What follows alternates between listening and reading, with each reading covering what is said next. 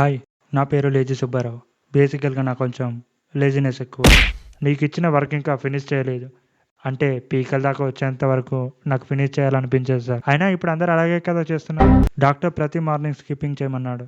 So, I skipped every morning. I think I was seriously relationship with my bed. దాన్ని వదిలిపెట్టి వెళ్ళిపోగానే I totally miss her. అరే!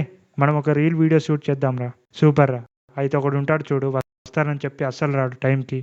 నాకు ఆ రోల్ ఇచ్చేయండి. నేను వాడిలాగా యాక్ట్ చేస్తా. తెలుసు మామ లేజినెస్ పోగొట్టుకోవడానికి జిమ్‌లో జాయిన్ అవ్వాలని.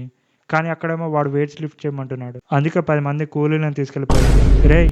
రేపు ఎగ్జామ్ ఉందిరా చదువుకో. రిలాక్స్. నేను ప్రెషర్‌లో మాత్రమే బాగా చదువుతా. అందుకే రేపు నైటే పర్ఫెక్ట్ చదవడానికి. నా మెయిన్ గోల్ ఏంటంటే నేను 30 ఇయర్స్ వచ్చేలోపు ఒక పెద్ద బిలియనియర్ అవ్వాలని ఉంది.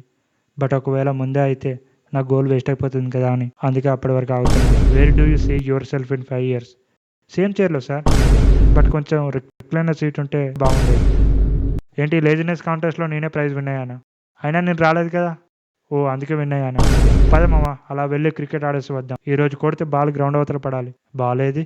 లేదు వెళ్ళి షాప్‌లో కొనుక్కుందాం పద.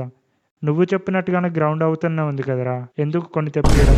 ఆల్రెడీ జిమ్‌లో జాయిన్ అయ్యి 1 ఇయర్ అయినా కూడా ఒక్కరోజు కూడా రాలే. పైగా కన్సిస్టెన్సీగా ఉంటావని కూడా అన్నావు. నేను రెస్ట్ డే తీసుకుంటున్నా. ఏంటి 365 డేస్ రెస్టేనా? చూసావా ఎంత కన్సిస్టెన్సీగా ఉన్నానో? నేను ఫైనల్‌గా చెప్పే ఫిలాసఫీ ఏంటంటే ఒక్క నిమిషం.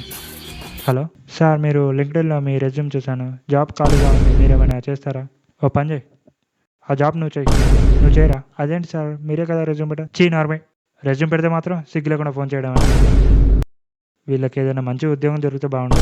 జ్వరం వచ్చిందంట కదా! పద హాస్పిటల్‌కి. అబ్బా! జ్వరం వచ్చింది కదరా! రేపు పోదాం.